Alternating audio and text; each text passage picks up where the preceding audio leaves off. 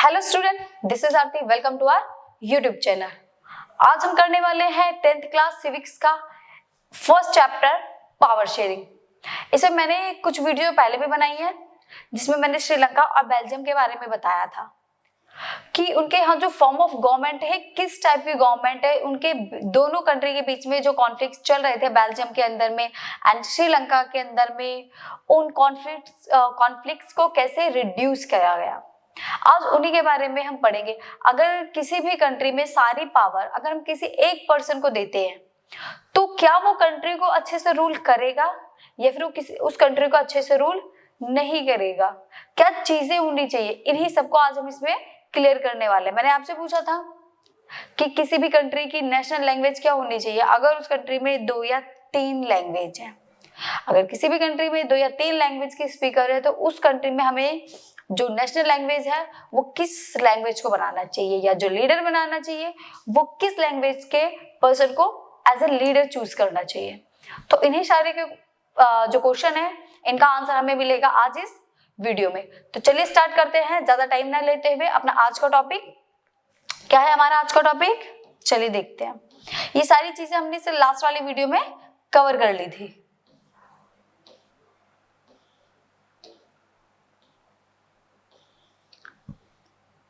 आज हम करने वाले हैं majoritarianism, majority can rule in Sri Lanka. जो मेजॉरिटी है वो श्रीलंका में कैसे रूल कर रही थी। आज इस टॉपिक को हम बहुत अच्छे से और डीपली इस टॉपिक में क्लियर करेंगे। क्या बेल्जियम में भी मेजॉरिटी ने रूल किया था? क्योंकि मेजॉरिटी तो बेल्जियम में भी थी। कितने परसेंट पीपल डच स्पीकिंग थे? 59% जो पीपल थे वो डच बोलते थे और 40 के करीब जो स्पीकर थे वो फ्रेंच बोलते थे। अब बताइए किस लैंग्वेज के लीडर को एज अ लीडर चूज करना चाहिए, किस लैंग्वेज के लोगों को। अगर हम डच को भी लीडर बनाएंगे तो फ्रेंच वाले जो है वो सिविल वॉर कर देंगे और कॉन्फ्लिक्ट स्टार्ट हो जाएंगे। और सेम चीज श्रीलंका में है। चलिए ये तो है, बेल्जियम में सिर्फ 59% थे बट श्रीलंका में तो 74% है। तो मतलब कोई चांस ही नहीं है कि कोई और गवर्नमेंट बना सके। बाकी सारे के सारे माइनॉरिटी में है और माइनॉरिटी में किसी भी लीडर को बनाना सही नहीं है। तो क्या मेजॉरिटी का लीडर बनेगा? अगर मेजॉरिटी का लीडर बनेगा तो जो माइनॉरिटी वाला है उसके साथ क्या हम सही कर रहे हैं, उसको कैसा फील होगा? उसको तो बिल्कुल भी अच्छा फील नहीं होगा। वो अपनी ही कंट्री में उसको ऐसा लगेगा जैसे कि ये मेरा देश है ही नहीं। अब जैसे इसमें है, श्रीलंका को इंडिपेंडेंस कब मिली थी? Sri Lanka got independence in 1948। Sri Lanka को इंडिपेंडेंस 1948 में मिली थी, इंडिया के 1 साल बाद। इट मीन्स इंडिया को फ्रीडम कब मिली थी?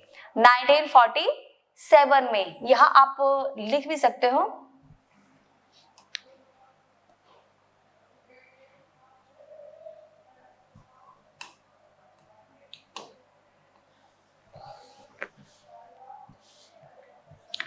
कब मिली थी इंडिया को फ्रीडम? इंडिया को फ्रीडम मिली थी 1947 में।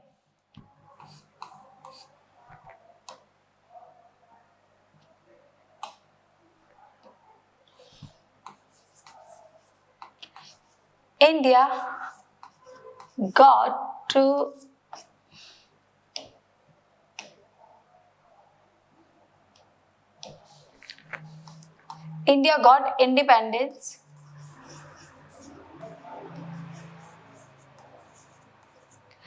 got independence in 1947।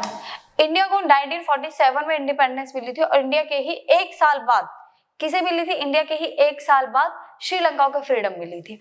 अब श्रीलंका को फ्रीडम मिली थी, फ्रीडम मिलने के अब जो लीडर बनेंगे वो उन्हीं कंट्री के बनेंगे। अब जितने भी रूल और रेगुलेशन होंगे वो फ्रीडम मिलने के बाद उसी कंट्री के होते हैं जिस कंट्री को फ्रीडम मिली है। उससे पहले, फ्रीडम से पहले जिस भी कंट्री ने श्रीलंका पर रूल किया होगा उस कंट्री के लोगों का उस पे रूल्स एंड रेगुलेशंस होंगे। बट अब जबकि उसको फ्रीडम मिल चुकी है तब श्रीलंका का ही नया लीडर बनेगा। तो अब देखते हैं क्या तमिल लीडर बनना चाहिए या सिन्हाला लीडर बनना चाहिए? चलिए देखते हैं। Sinhala community was in majority. Sinhala जो कम्युनिटी थी वो किसमें थी? वो मेजोरिटी में थी। So government adopted methods to establish Sinhala power in Sri Lanka. Simple सी बात है, आप ये जितना भी येलो वाला पोर्शन देख रहे हो, ये रेड वाला छोड़ के, जितना भी येलो पार्ट दिख रहा है ये सारा का सारा सिन्हाला के अंडर में आता है, ये वाला पूरा पोर्शन छोड़ के।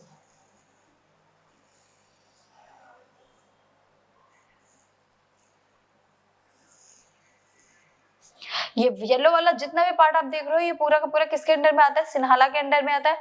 सिन्हाला कैसे है इसमें? सिन्हाला मेजोरिटी में है। तो सिन्हाला ने कौन सा मेथड अडॉप्ट किया? सिन्हाला ने मेथड अडॉप्ट किया पावर इन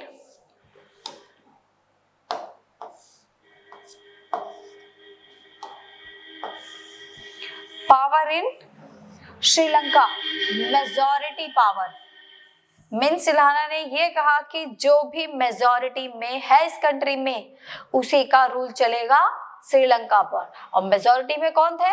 सिन्हाला थे। कितने परसेंट? 74% थे। तो 74% के पर्सन जो थे उनका रूल चलेगा किस पर? श्रीलंका के ऊपर। अब देखते हैं आगे और क्या चीजें हुई। श्रीलंका सुप्रीमेसी। अब श्रीलंका एक सुप्रीम पावर बन गई थी अपनी कंट्री में। अब वो जैसे चाहे वैसे रूल चला सकते, क्योंकि भाई बहुत बड़ा टॉपिक उसके हाथ में है कि वो मेजोरिटी में, और हमेशा चलती किसकी है? जो मेजोरिटी में होती है। अब देखो श्रीलंका ने क्या क्या चीजें करी। इन 1956 में एक एक्ट पास किया गया। 1956 में एक एक्ट पास किया गया। उस एक्ट में सिन्हाला ने क्या चीजें डिक्लेयर करी थी? 1956 an act declared Sinhala as official university and governmental language।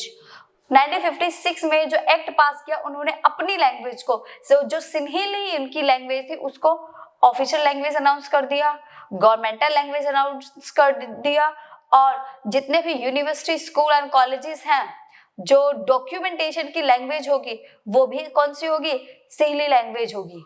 मतलब हर जगह अब ऑफिशियल लैंग्वेज जितने भी काम किए जाएंगे वो किस लैंग्वेज में काम किए जाएंगे? सारे के सारे वो सारे के सारे ही सिन्हली लैंग्वेज में काम किए जाएंगे। अब एक बात बताओ, अब आपको एक घर में रहने वाले 2 लोग हैं।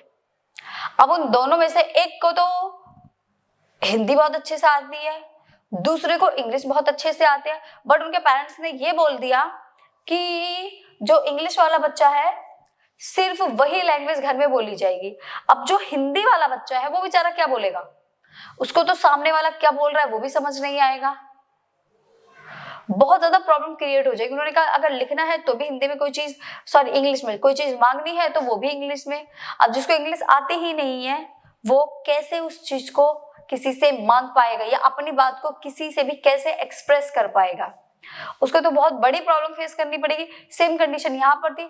जब 2 कम्युनिटी बराबर है उस कंट्री में, मतलब है तो एक मेजोरिटी में बट राइट तो दूसरे लोगों का भी उतना ही है, तो उनको भी उनका राइट क्यों ना मिले?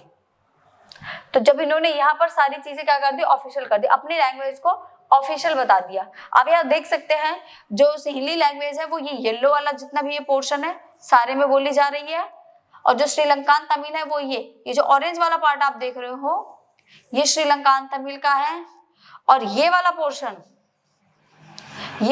इंडियन तमिल का, और ये जो डॉट डॉट डॉट डॉट आप दिखाई दे रहे होंगे आपके बुक में भी है ये वाला मैप, तो ये मुस्लिम है जो मुस्लिम श्रीलंका में रहते थे। और क्या चीजें थी? Constitution demanded protection. देखिए मेजोरिटी में सिन्हाला है और प्रोटेक्शन भी वो खुद ही मांग रहे हैं। एंड एनकरेजमेंट ऑफ बुद्धिज्म, उनका ये मानना था, उन्होंने ये डिमांड करी कॉन्स्टिट्यूशन से कि इन्होंने सिन्हाला ने ये डिमांड करी कि हमें जो बुद्धिज्म, सिन्हाला लोग किस रिलीजन के थे? बुद्धिज्म, वो बुद्धिस्ट थे, बुद्धिज्म को फॉलो करते थे, उनका कल्चर बुद्धिज्म था। तो उन्होंने अपने बुद्धिज्म के लिए प्रोटेक्शन की डिमांड करी कि हमारा जो कल्चर है उसको प्रोटेक्ट किया जाए, ऐसा ना हो कल को तमिल आके उसे कोई नुकसान पहुंचाए या कुछ हार्श करे। तो इसके लिए हमें अपने बुद्धिज्म, अपने कल्चर के लिए प्रोटेक्शन की जरूरत है और एनकरेजमेंट की जरूरत है, ताकि हम उसको बहुत आगे तक लेकर जा सके। इन सब के लिए उन्होंने कॉन्स्टिट्यूशन बनाया और कॉन्स्टिट्यूशन से ये डिमांड करके हमारे कल्चर को सेफली रखा जाए और ऐसे स्टेप लिए जाए कि जिससे हमारा जो कल्चर वो डे बाय डे इंक्रीज हो, आगे की तरफ में बढ़े। All these government methods made Sri Lankan Tamils feel alone. अब ये सारे मेथड्स है, तमिल्स को कैसा फील हो रहा होगा। चलो एक स्टोरी बताती हूँ। एक फैमिली है, उस फैमिली में 2 बच्चे हैं। अब उन 2 बच्चों में से एक तो लड़का है और एक लड़की है। लड़की को उन्होंने गोद लिया है कहीं बाहर से और लड़का उनका खुद का है। अब वो कोई भी सामान जब लेकर आते हैं ना, तो वो फर्स्टली अपने बेटे के लिए लेकर आते हैं, अपनी बेटी के लिए वो कुछ भी लेकर नहीं आ रहे हैं। और वो जो लड़के उसको उनकी लैंग्वेज भी समझ नहीं आती है। खाने के लिए कुछ भी लेकर आते तो फर्स्टली अपने बेटे के लिए देते हैं और उस बच्ची को स्कूल भी नहीं भेजते, घर का काम करवाते, वो घर पर ही रहती है। टॉयज लेकर आते वो भी फर्स्टली अपने बेटे को देते हैं। अब मुझे ये बात बताइए, वो जो लड़की है, उनकी जो बच्ची है, उसको कैसा फील हो रहा होगा उस कंट्री में नहीं, उस घर में रहकर। बस ऐसा लग रहा होगा मतलब घर छोड़कर चली जाए, बट वो जाएगी भी कहाँ, क्योंकि अदर ऑप्शन उसके पास में कोई है ही नहीं। उसको जो फ्यूचर है वो कहाँ है, कहीं ब्राइट फ्यूचर दिखाई दे रहा है, कहीं नहीं दिखाई दे रहा। कोई सिक्योर फ्यूचर नहीं है उस बच्ची का। और उसकी जो अपना पर्सनल कल्चर था, उसका कल्चर भी खतरे में है। अब वो इनको ही, अगर उसके पास ऑप्शन है कि वो इनके ही कल्चर को फॉलो करे, उसका अपना खतरे में है। उसकी कोई रिस्पेक्ट नहीं कर रहा, उसकी लैंग्वेज को कोई प्रायोरिटी नहीं दे रहा, तो क्या वो उस घर में रहेगी? मतलब कुछ टाइम तो वो उनकी चीजों को सहेगी, बट एक टाइम तो ऐसा आएगा ना जब वो उनके सप्रेस को, उनकी टायरनी को उनके अगेंस्ट में खड़े होकर बोलेगी कि जो आप ये कर रहे हो वो गलत है। उस घर में रहकर उसको तो बहुत बुरा फील हो रहा होगा, मतलब बिल्कुल एलिनिएटेड, बिल्कुल लोनली फील हो रहा होगा कि मेरे घर में रहने के बाद भी उसे ऐसा लग रहा होगा जैसे उसका कोई भी है ही नहीं। यही केस अगर किसी के रियल मॉम डैड हो, उनके भी 2 बच्चे हैं, एक को तो बहुत ज्यादा प्यार कर रहे हैं और दूसरे को बिल्कुल भी प्यार नहीं करे, कोई एक चीज लेकर आए सिर्फ किसी एक पर्सन को दे, दूसरे को ना दे, तो इस कंडीशन में जो दूसरे वाला है उसकी क्या फीलिंग होगी? क्या वो चाहेगा वहां रहना? बिल्कुल भी नहीं चाहेगा। क्यों? क्योंकि उसका रिस्पेक्ट नहीं है, उसकी लैंग्वेज की नहीं है, उसके कल्चर की कोई रिस्पेक्ट नहीं है। अब एक को तो उसके पेरेंट्स क्या सही है क्या गलत बता रहे हैं, अगर वो कुछ उल्टा भी बोल रहा है, कुछ गलत भी बोल रहा है, तो उसके पेरेंट्स उसमें करेक्शन करवा रहे हैं। बट जो दूसरा बच्चा है, क्या उसके में करेक्शन हो रही है? नहीं हो रही है। तो उसकी जो सिचुएशन है वो सिचुएशन खराब पे खराब होती जा रही है और जो दूसरा बच्चा है वो अच्छा होता जा रहा है। तो क्या ये चीजें सही हैं? और यही सेम स्टोरी किसकी है? श्रीलंका की। श्रीलंका उस कंट्री में रह तो रहा है, बट वो उस दूसरे बच्चे की तरह है जिसको कंट्री में कुछ भी नहीं मिल रहा है। तो उसका जो फ्यूचर है वो गड्ढे में जा रहा है, उसका कोई भी सिक्योर फ्यूचर नहीं है। तो इसीलिए अब वो बच्चा कब तक सहेगा? एक टाइम तो ऐसा आएगा ना जब वो स्टैंड लेगा, उनके अगेंस्ट में बोलेगा। एक टाइम तो आएगा ना ऐसा। तो चलिए देखते हैं क्या वो टाइम आया। अब यहाँ पर देखो, all this government methods made Sri Lanka Tamils feel alone. जितने भी मेथड्स थे जो श्रीलंका ने बनाए थे अपने लिए, अपने कल्चर को प्रोटेक्ट करना, अपनी लैंग्वेज को ऑफिशियल लैंग्वेज बनाना, अब जो तमिल्स हैं उनकी सिचुएशन तो बहुत खराब हो गई। उनको बेचारों को कैसा फील हो रहा होगा? तो उनको कैसा फील हो रहा है? उनको फील हो रहा है अलोन, कि वो अलोन है। They felt their language and culture are in danger of loss. Tamils को ऐसा लग रहा है कि उनका कल्चर और उनकी जो लैंग्वेज है वो डेंजर में है, वो लॉस में जा रही है। अगर आज से वो सिन्हाला ही सीली लैंग्वेज को फॉलो करेंगे, बुद्धिज्म को फॉलो करेंगे, तो उनकी जो नेक्स्ट जनरेशन होगी वो अपने कल्चर के बारे में क्या जान पाएगी? कुछ नहीं जान पाएगी। अपनी लैंग्वेज के बारे में क्या जान पाएगी? कुछ भी नहीं जान पाएगी। इसलिए तमिल्स कह रहे हैं हमारा कल्चर और हमारी लैंग्वेज दोनों ही लॉस में जा रही है। They felt government refused their political rights, discriminated in getting jobs. उन्हें ऐसा लग रहा है, बल्कि वो ऐसा फील कर रहे हैं कि जो गवर्नमेंट है वो रिफ्यूज कर रही है किसके लिए, पॉलिटिकल राइट्स के लिए, कि जितने भी तमिल्स हैं, सिन्हाला ने ये एक्ट में ये पास किया था कि जितने भी तमिल्स हैं उनको पॉलिटिकल राइट्स नहीं दिए जाएंगे, कोई जॉब नहीं दी जाएगी, स्कूल्स में एडमिशन नहीं होगा, कॉलेजेस में एडमिशन नहीं होगा, इवन एजुकेशन ही नहीं मिलेगी।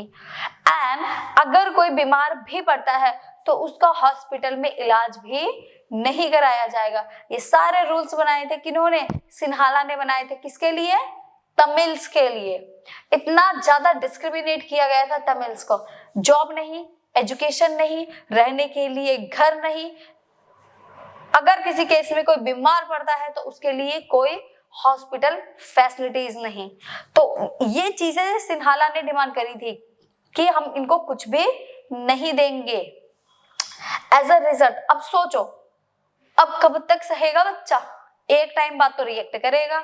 अब रिजल्ट क्या निकल के आएगा, ठीक है भाई बहुत टाइम होगा चीजों को फेस करते करते, अपनी डिमांड रखते रखते, अब जो टाइम पीरियड आ गया वो क्लैश का आ गया। अब दोनों के बीच में कॉन्फ्लिक्ट स्टार्ट होंगे। As a result clashes exist between Sinhalese and Tamils. अब दोनों के बीच में कॉन्फ्लिक्ट स्टार्ट हो गए, दोनों के बीच में क्लैशेस स्टार्ट हो गए। ये इसका रिजल्ट निकला, क्योंकि बच्चा ज्यादा टाइम तक नहीं सहेगा, एक टाइम बाद तो रिएक्ट करेगा ही करेगा। और वही चीज यहाँ पर किसने करी, तमिल्स ने करी, उसका रिएक्ट कर कर।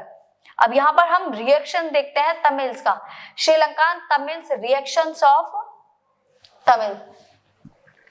श्रीलंकान तमिल्स डिमांडेड फॉर, श्रीलंका के जो तमिल्स थे उन्होंने एक मौका और देने की कोशिश करी कि चलो हम एक काम करते हैं, अपनी कुछ डिमांड इनके सामने रखते हैं, अगर ये हमारी डिमांड को फॉलो करते हैं, हमारी डिमांड को मानते हैं, तब तो कोई कॉन्फ्लिक्ट नहीं होगा, कोई लड़ाई झगड़े नहीं होंगे, सारी चीजें इजीली सॉल्व हो जाएंगी।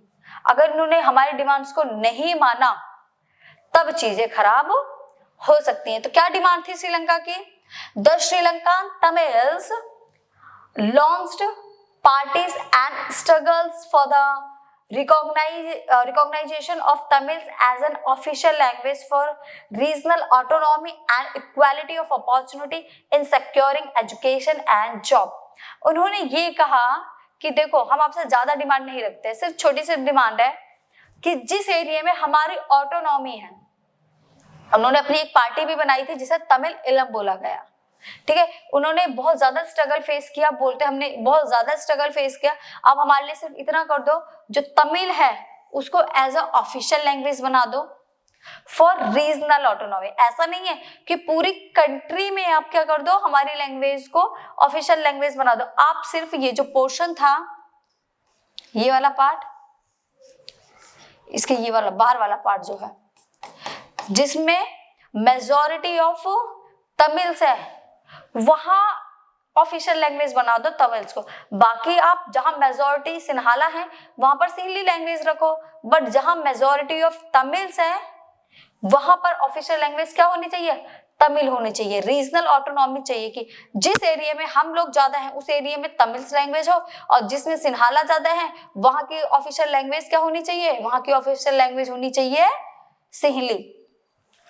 और हमें इक्वल अपॉर्चुनिटी दी जाए, हमें एजुकेशन भी दी जाए, जॉब भी दी जाए, जितने परसेंट सिन्हाला को जॉब दी जा रही है उतनी ही हमें भी मिलनी चाहिए। देखो ये तो पॉपुलेशन में भी कम है तो ज्यादातर तो सिन्हाला ही रहेंगे, बट इक्वालिटी तो एटलीस्ट मिलनी चाहिए ना, कि उनको जॉब मिल रही है तो सिन्हाला को भी मिल रही है, उनको एजुकेशन मिल रही है तो तमिल्स को भी मिलनी चाहिए।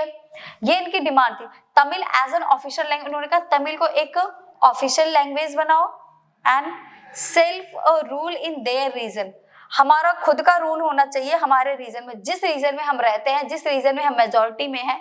जैसे ये वाला, ये सबसे ज्यादा मेजॉरिटी श्रीलंका तमिल की यहाँ पर थी जाफना। जाफना में श्रीलंका तमिल जो थे उनकी सबसे ज्यादा मेजॉरिटी थी। ये वाला जो पार्ट है आपको ग्रीन ग्रीन दिख रहा होगा, इस वाले पार्ट में श्रीलंका तमिल की मेजॉरिटी थी। Equal opportunities in job and education, हमें इक्वल अपॉर्चुनिटी दो जॉब में और एजुकेशन में। By 1980, several political organizations were formed demanding an independent Tamil Ilam. Ilam का मतलब होता है state, Tamil state in northern and eastern parts of Sri Lanka. By 1980 में जो बहुत सारे ऑर्गेनाइजेशन बने, उन्होंने यही डिमांड करी थी कि पूरी कंट्री में ना सही बट जहां पर तमिल्स मेजॉरिटी है, नॉर्दर्न एंड ईस्टर्न पार्ट्स में, वहां तो एटलीस्ट तमिल्स का ही लीडर होना चाहिए और तमिल्स की ही जो लैंग्वेज है एज अ ऑफिशियल लैंग्वेज होनी चाहिए। बट क्या ये चीजें मानी गई? क्या गवर्नमेंट ने इन चीजों को माना?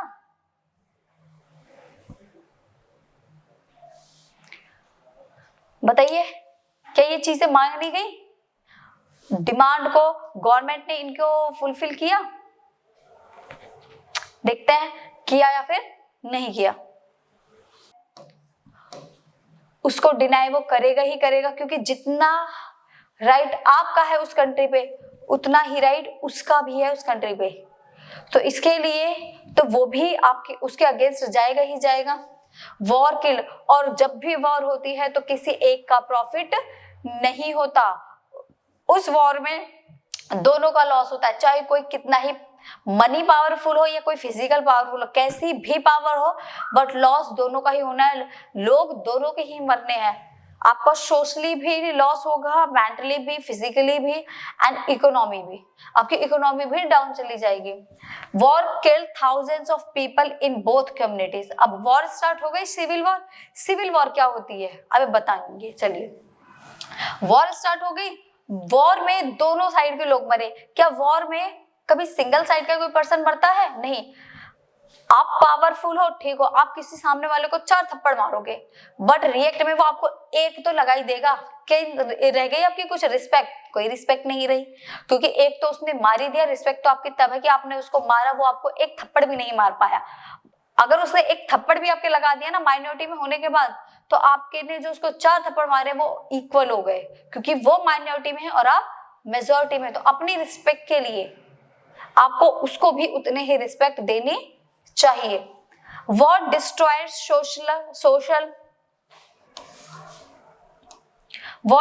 Social cultural and economic life of the country. Country की social culture and economic life जो थी वो पूरी तरीके से डिस्ट्रॉय हो गई थी। जो पीसफुल माहौल था कंट्री का वो डिस्टर्ब हो गया था। अब हम समझते हैं सिविल वॉर का meaning. What is the meaning of civil war? The civil war has caused a terrible setback to the social, culture and economic life of the country. Civil war वो होती है जिसमें जैसे ये एक कंट्री है, ये एक कंट्री में रहने वाले 2 लोग हैं। अब ये दोनों लोग आपस में खुद लड़ रहे हैं।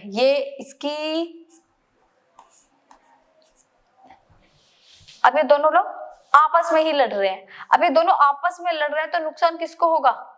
जब 2 बच्चे किसी कमरे में लड़ते हैं तो सामान कहाँ बर्बाद होता है? कमरे का ही बर्बाद होता है ना। अब सेम चीज यहाँ देख लो, जब ये 2 लोग कंट्री में लड़ेंगे तो लॉस कंट्री को होगा, ना कि किसी अदर कंट्री को।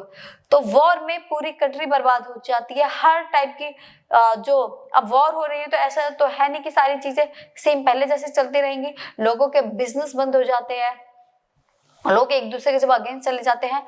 तो श्रीलंका ने इस मेथड को अडॉप्ट किया। श्रीलंका ने मेजॉरिटी को अडॉप्ट किया, जिसकी वजह से उनकी कंट्री में वॉर स्टार्ट हो गई। बट बेल्जियम ने किस मेथड को अडॉप्ट किया? क्या बेल्जियम ने भी मेजॉरिटी को अडॉप्ट किया? तो अगर बेल्जियम ने भी मेजॉरिटी को अडॉप्ट किया होगा तो बेल्जियम में भी सेम ऐसे ही क्या स्टार्ट हो गई होगी? सिविल वॉर स्टार्ट हो जाएगी। बट क्या किया बेल्जियम ने ऐसा या फिर नहीं किया? तो उसी को हम समझते हैं आगे की नेक्स्ट वीडियो में। तो चलिए मिलते हैं फिर एक अगली वीडियो के साथ। ठीक है, बाय बाय।